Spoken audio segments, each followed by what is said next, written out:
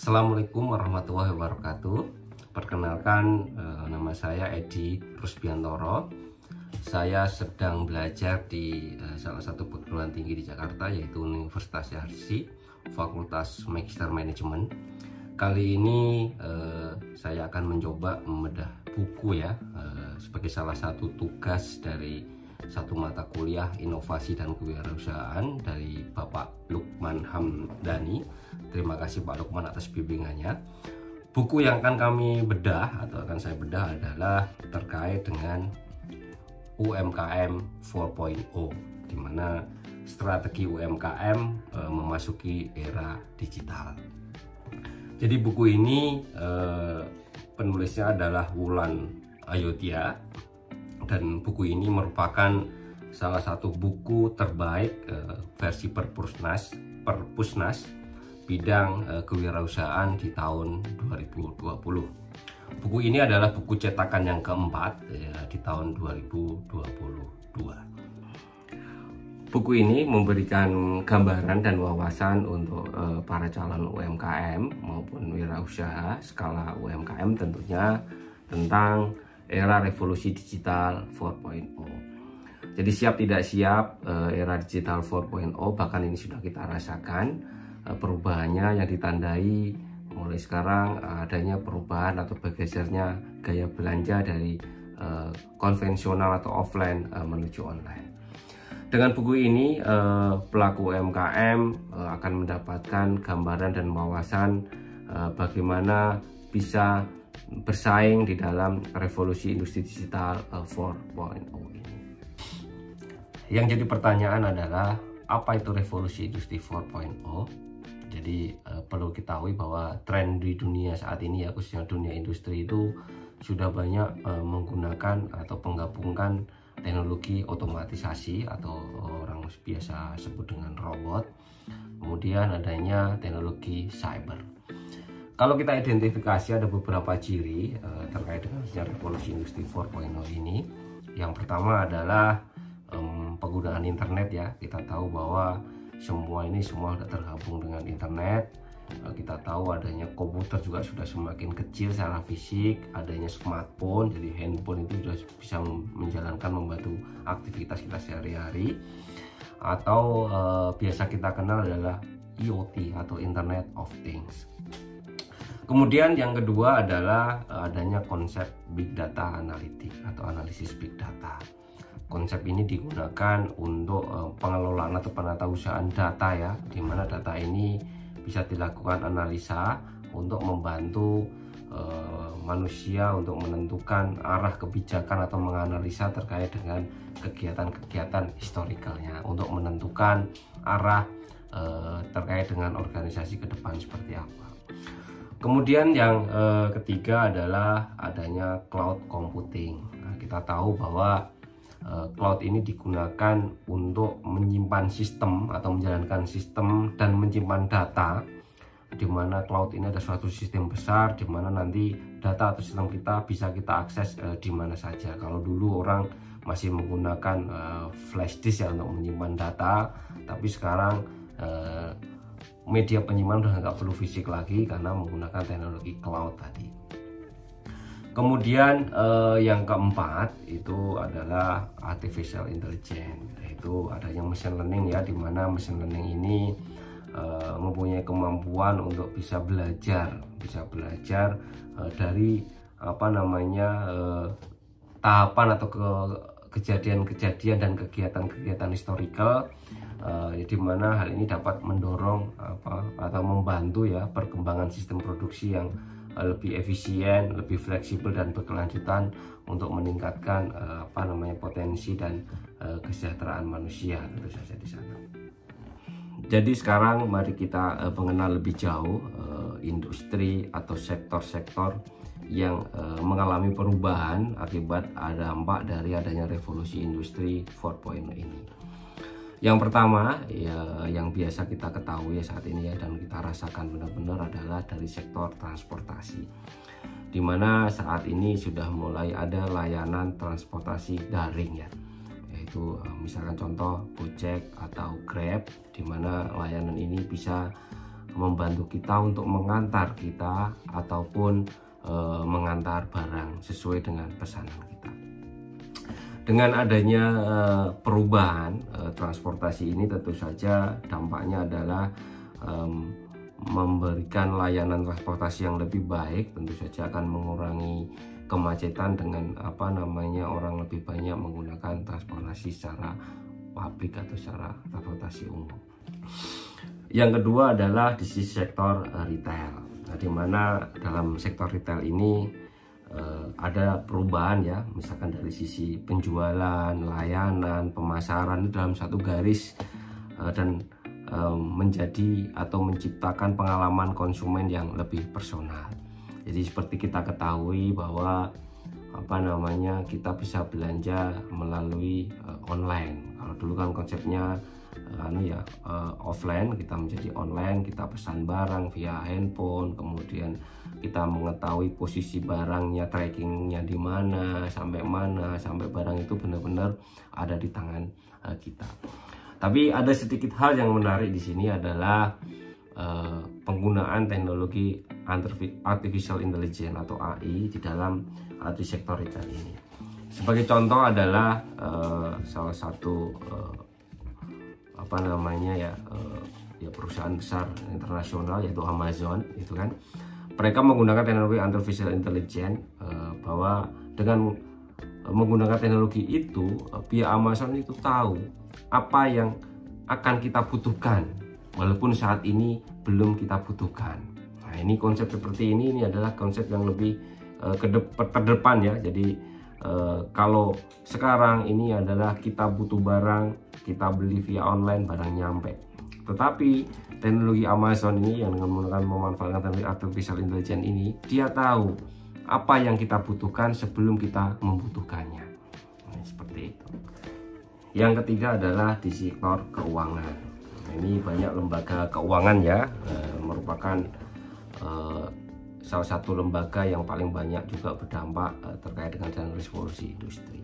Seperti kita ketahui sekarang ini banyak cabang-cabang perbankan, misalkan contohnya ya sudah mulai berkurang karena adanya layanan-layanan yang digantikan oleh mesin atau menggunakan teknologi artificial intelligence ini.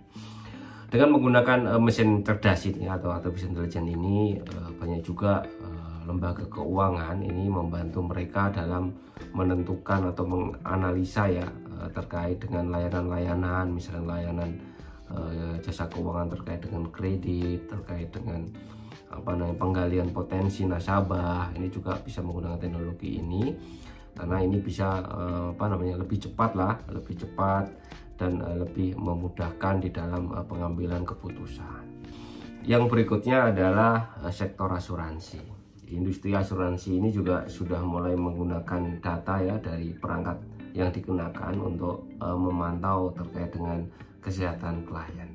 Di samping itu dari data-data tersebut juga bisa menganalisa terkait dengan habit atau kebiasaan dari klien tersebut terkait dengan adanya nanti klaim asuransi. Kemudian kita ketahui bahwa sekarang ini proses klaim asuransi juga beda sama yang dulu ya. Jadi sekarang sudah menggunakan teknologi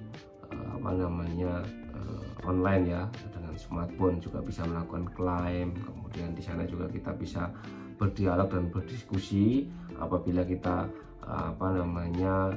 ingin mengklaim atau mengetahui informasi lebih lanjut terkait dengan asuransi maupun kejadian yang menimpa kita dalam proses klaim yang akan kita lakukan. Yang berikutnya adalah di sektor pertanian. Sistem mesin bertenaga kecerdasan buatan ini juga dapat digunakan untuk mengukur terkait dengan populasi tanaman maupun digunakan untuk mendeteksi hama. Tetapi yang paling penting di sini adalah sektor pertanian ini menekankan kepada hasil panen yang lebih cepat dan lebih sehat tentunya. Hal ini bisa kita lihat dengan adanya penemuan obat-obatan baru dengan rekayasa biologis ya. Tentu saja ini untuk mempercepat proses tanam, kemudian menghasilkan hasil yang lebih lebih baik dan lebih berkualitas tentunya. Untuk sektor kesehatan ini tentu saja kita ketahui bahwa sekarang ini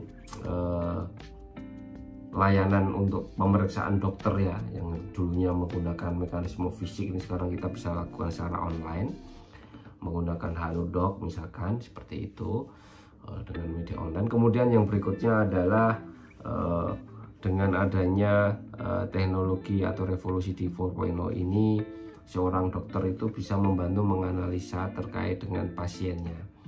Jadi di sana ada urutan genom pasien, riwayat medis, dan gaya hidup. Informasi-informasi ini akan diolah sehingga seorang dokter itu bisa mengambil keputusan atau memvonis terkait dengan kesehatan seseorang.